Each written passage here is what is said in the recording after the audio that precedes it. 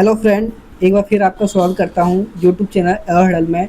आज हम बात करने वाले हैं इम्पोर्टेंट अनुच्छेद जो कि हर एग्ज़ाम में पूछे जाते हैं। तो चलिए शुरू करते हैं शुरू से।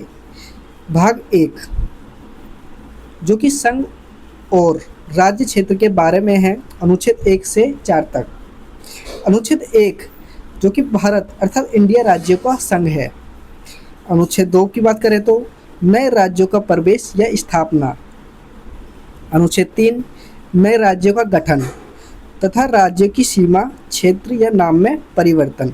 अब फ्रेंड देखो, अनुच्छेद 2 में क्या है कि जैसे कोई विदेश की सीमा है, जैसे चीन की सीमा को हम अपने भारत में मिलाना चाह रहे हैं, तो वो किसके तहत मिलाएंगे? अनुच्छेद 2 के तहत। लेकिन कोई राज्य भारत के अंदर ही किसी राज्य में परिवर्तन करना है, सीमा को मिलाना है या चेंज करना है या नाम में परिवर्तन करना है, तो अनुच्छेद 3 के तहत करेंगे हम। ठीक है। अनुच्छेद 4 में क्या होता है कि अनुच्छेद 2 और 3 के अंतर्गत बनाए गए कानून से पहली और चौथी अनुसूची में आवश्यक संशोधन, जो इसके बारे में बताते हैं। ठीक है। भाग 2 में नागरिकता के बारे में दिया गया है, जो कि अनुच्छेद 5 से 11 तक में है। अनुच्छेद 5, संविधान लागू के समय नागरिकता, यानी जब हमारा संविधान लागू हो गया था तो तभी से हमें नागरिकता मिल गई थी भारत की। ठीक है। अनुच्छेद 6 में पाकिस्तान में भारत आए कुछ व्यक्ति की नागरिकता, यानी पाकिस्तान से भारत आए। जब भारत और पाकिस्तान का विभाजन हुआ तो क्या हुआ कि कुछ लोग भारत में रह गए और कुछ लोग पाकिस्तान में रह गए। जो लोग पाकिस्तान से भारत में आना चाहते थे 1948 से पहले, तो वो अनुच्छेद 6 के अंतर्गत उनको शामिल किया गया, उनको नागरिकता दी गई। और अनुच्छेद 7 में क्या बताता है कि भारत से पाकिस्तान गए कुछ व्यक्तियों की नागरिकता, यानी कुछ लोग भारत से पाकिस्तान गए हैं, लेकिन क्या है कि अब उनका मन नहीं लग रहा, अब वो दोबारा आना चाह रहे हैं। यानी 1948 से पहले की बातें हैं लेकिन ये सारी। ठीक है। तो ये इतना इम्पोर्टेंट नहीं है, बस माइंड में रखो।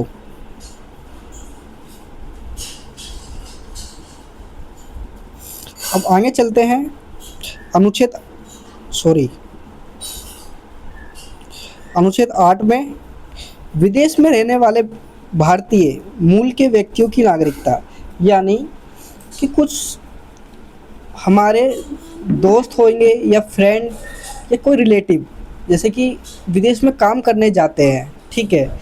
ऐसा तो है नहीं है विदेश में काम करने गए उनकी नागरिकता ख़त्म हो गई ना, उनकी नागरिकता जो बनाए रखता है अनुच्छेद 8 के अंदर है। ठीक है। अनुच्छेद 9 में क्या बताता है कि स्वेच्छा से विदेशी नागरिकता लेने पर भारतीय नागरिकता समाप्त होना, यानी जब हम वहाँ पे ही रह रहे हैं, वहीं पे हमारा सब कुछ हो गया, वहाँ पे हमने शादी कर ली, ठीक है, और वहीं की हमने नागरिकता ले ली, तो क्या होगा, जो हमारी भारत की नागरिकता थी वो समाप्त हो जाएगी। क्योंकि भारत की जो नागरिकता है ना दोस्तों, तो वो है एक इकेरी नागरिकता है। ठीक है। तो ऑटोमेटिकली वो समाप्त हो जाएगी। अनुच्छेद 10 क्या कहता है? नागरिकता के अधिकार का बने रहना। ठीक है, यानी गारंटी देता है। अनुच्छेद 11 जो है, नागरिकता से संबंधित कानून बनाने की जो शक्ति है वो है संसद के पास। ठीक है। इतना आपको समझ में आया? और हाँ, एक बात और कि अगर वीडियो आपको अच्छी लग रही है तो फ्रेंड ज़रूर लाइक करना, और आप मेरे नए व्यूवर हो तो ज़रूर इसे सब्सक्राइब कर लेना चैनल, ताकि इस तरह की वीडियो आपको मिलती रहे। तो आगे चलते हैं टॉपिक पे। अब देखो, भाग 3 में क्या है, मौलिक अधिकार के बारे में बताया गया है। मौलिक अधिकार जो हैं पहले 7 थे, लेकिन अब क्या है 6 हो गए हैं। संपत्ति का जो अधिकार था 44वें संविधान संशोधन द्वारा 1978 में इसको हटा दिया गया है। अब इसे कानूनी अधिकार बना दिया गया है। ठीक है। तो अनुच्छेद किसके अंदर है? अब 300 का के अंदर है संपत्ति का अधिकार। ठीक है। तो अब सिर्फ मौलिक अधिकार हैं जो 6 रह गए हैं, जो 14 से लेके 32 तक है। ठीक है। चलते हैं आगे फ्रेंड। ये थोड़ा बस माइंड में रिमाइंड कर लो। अनुच्छेद जो 12 है राज्य की परिभाषा है। अनुच्छेद 13 मौलिक अधिकारों के विरुद्ध कानून अमान्य है। अब आगे चलते हैं।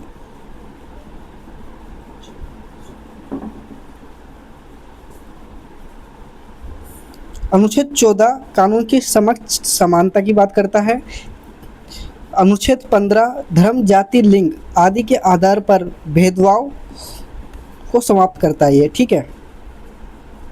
अनुच्छेद 16 सरकारी नौकरी में समान अवसर, यानी चाहे आप किसी भी जाति के हो, सबको समान अवसर दिए जाते हैं, चाहे धर्म, जाति या कोई भी लड़का हो चाहे लड़की हो, सभी को समान अवसर दिए जाएंगे, ठीक है। अनुच्छेद 17 जो है अस्पृश्यता का अंत, यानी जो छुआछूत होती थी पहले के टाइम पे, अब वो ख़त्म हो गई है। किसके तहत? अनुच्छेद 17। ये बहुत इम्पोर्टेंट है, आपको माइंड में रखना है, ठीक है। अनुच्छेद 18 जो उपाधि का अंत, लेकिन इसमें क्या है कि शिक्षा और सैनिक से रिलेटेड जो उपाधियाँ मिलती हैं वो वैलिड है, ठीक है। और बाकी सारी जो हैं उपाधियाँ वो नहीं है, उनका सबका अंत कर दिया है। अब बात कर लेते हैं अनुच्छेद 19 से 22 जो कि स्वतंत्रता के अधिकार के अंतर्गत आते हैं। अनुच्छेद 19 में 6 स्वतंत्रता के बारे में बताया गया है। अनुच्छेद 20 अपराधों में संरक्षण, ठीक है, यानी कि आपने कोई अपराध किया है लेकिन बार बार पे आपको दोबारा सज़ा नहीं मिल सकती, क्योंकि एक अपराध की एक ही बार सज़ा होती है, ठीक है। अनुच्छेद 21 जो है जीवन और व्यक्तिगत स्वतंत्रता की बात करता है। अनुच्छेद 21A ये भी बहुत इम्पोर्टेंट है, ठीक है फ्रेंड। ये क्या कहता है कि 6 से 14 वर्ष तक निःशुल्क शिक्षा की बात करता है। अनुच्छेद 22 गिरफ्तारी और निरोध में सुरक्षा की बात करता है। शोषण के विरुद्ध अधिकार जो कि 23 से 24 के बीच बताया गया है। अनुच्छेद 23 जो बताता है मानव तस्करी, बेगार, यानी क्या है कि आप काम कर रहे हो, आपको पैसा नहीं दिया जा रहा, ठीक है, या आपसे बलपूर्वक काम कराया जा रहा है। अनुच्छेद 24 जो है 14 वर्ष से कम वर्ष जो बच्चे हैं उनसे खतरनाक कार्य नहीं कराए जाएंगे, अगर ऐसा कराता है तो वो दंडनीय होगा, ठीक है। अब बात कर लेते हैं धार्मिक स्वतंत्रता अधिकार की जो कि 25 से 28 तक में दिए गए हैं। तो अनुच्छेद 25 धर्म मानने व प्रचार करने की स्वतंत्रता दी गई है, चाहे आप किसी भी धर्म के हो आप प्रचार कर सकते हो। अनुच्छेद 26 जो है धार्मिक संस्थानों का प्रबंधन कर सकते हैं, ठीक है। अनुच्छेद 27 धर्म प्रचार हेतु कर नहीं है, यानी हम धर्म प्रचार करते हैं उससे रिलेटेड कोई टैक्स नहीं, कोई दान दे रहा है तो ऐसा नहीं है कि उसके साथ टैक्स जोड़ा जाएगा, फ्री है। अनुच्छेद 28 जो है सरकारी शिक्षण संस्थानों में धार्मिक शिक्षा नहीं दी जाएगी, जैसे स्कूल हो गए। अब स्कूल में क्या है, तुम प्रार्थना करा रहे हो, उसमें हिंदू भी है मुस्लिम है, और तुम आरती मतलब मान के चलो कि आरती गा रहे हो हिंदू की, लेकिन मोमडन मना कर रहा है, या तुम मोमडन से रिलेटेड कोई कुछ पढ़ा रहे हो, तो ऐसा नहीं करना है, ठीक है। उनको शिक्षा नहीं दी जाएगी इससे रिलेटेड।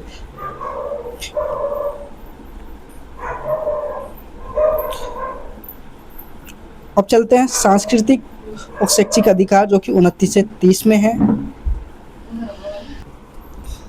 अनुच्छेद 29 भाषा संस्कृति की रक्षा की बात करता है। अनुच्छेद 30 अल्पसंख्यकों को शिक्षण संस्थान स्थापित करने का अधिकार देता है, जैसे आप मुसलमान हो गए, ईसाई हो गए, बौद्ध हो गए, तो क्या है ये अल्पसंख्यक है, अपनी जो शिक्षा है उनके लिए संस्थाएं स्थापित कर सकते हैं जिससे कि उनको ज्ञान उनका इंक्रीज होए, ठीक है। अब आगे चलते हैं, सबसे इम्पोर्टेंट संवैधानिक उपचारों का अधिकार। अनुच्छेद जो 31 था जो संपत्ति का अधिकार है वो हटा दिया गया है, जैसा कि मैंने आपको बताया 44वें संविधान संशोधन द्वारा, ठीक है। क्योंकि कोई भी परिवर्तन होता है संविधान में तो वो संशोधन द्वारा ही होता है। ठीक है, अब चलते हैं आगे। अनुच्छेद 32 मौलिक अधिकारों की रक्षा, यानी जो अधिकार है, समानता, स्वतंत्रता, जितने भी अधिकार हैं, अगर उनसे रिलेटेड कोई कार्य नहीं होता है या उनको न्याय नहीं मिल रहा है तो हम क्या करेंगे, हम जाएंगे सुप्रीम कोर्ट। ठीक है, वहाँ पे 5 रिटें जारी होती हैं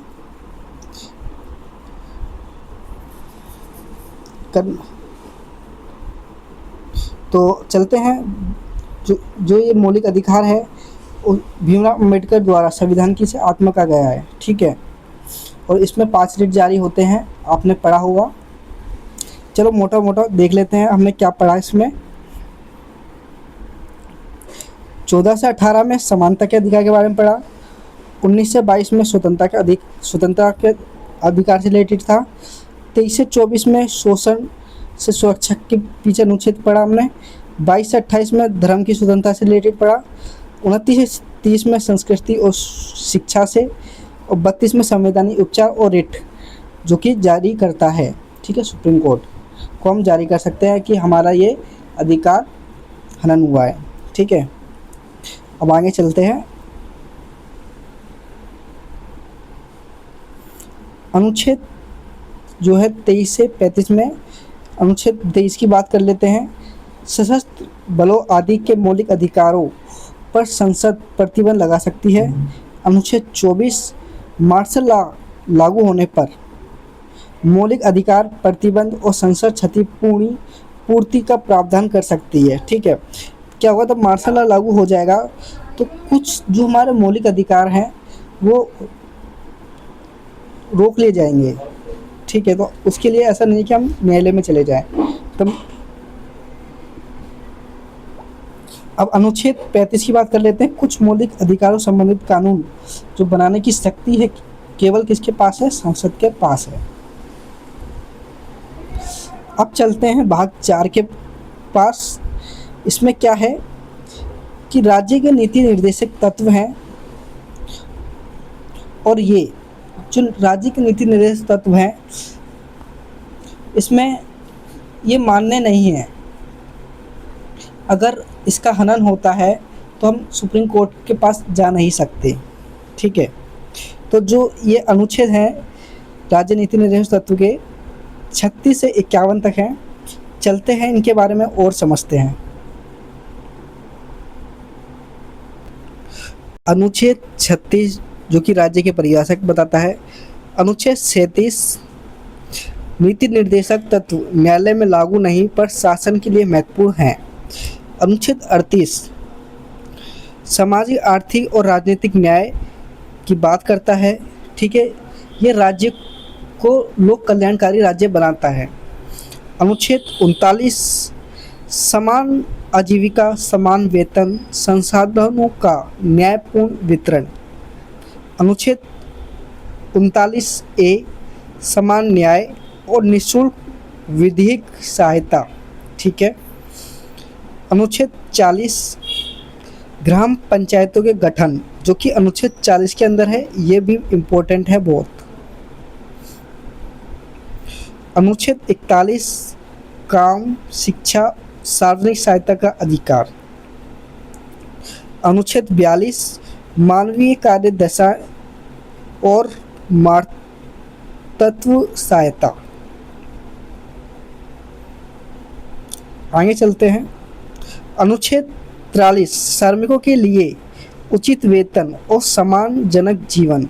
अब ऐसा नहीं है कि हम किसी से काम करवा रहे हैं श्रमिक से और उसे हम कम वेतन दे रहे हैं, ऊपर से सुविधाजनक जो है जगह नहीं है, वहाँ पर बदबू आ रही है, वहीं वो काम कर रहे हैं, तो कहीं ना कहीं ये अन्याय है। ठीक है, अनुच्छेद 43A उद्योगों के प्रबंधन में श्रमिकों की भागीदारी। ठीक है, ये किसके अंदर है, 43A। 43B सहकारी समिति को बढ़ावा। 43A ये हो गया है फ्रेंड, ये डबल हो गया है इसलिए इसे मत पढ़ना। आगे चलते हैं।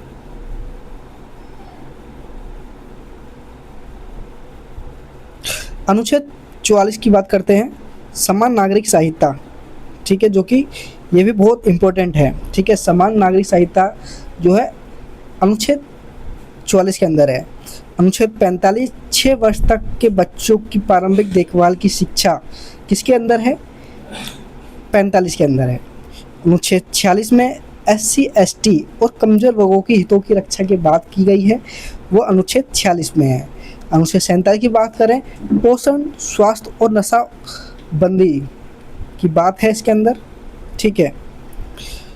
अनुच्छेद 48 में है कृषि पशुपालन विकास को बढ़ावा देना, गोरक्षा संरक्षण की करना। अनुच्छेद 48A जो कि पर्यावरण और वन्य जीव सुरक्षा की बात की गई है इसमें। अनुच्छेद जो है 49 राष्ट्रीय स्मारकों की रक्षा, ठीक है, जो राष्ट्रीय स्मारक हैं उनकी रक्षा जो है अनुच्छेद 49 के अंदर है।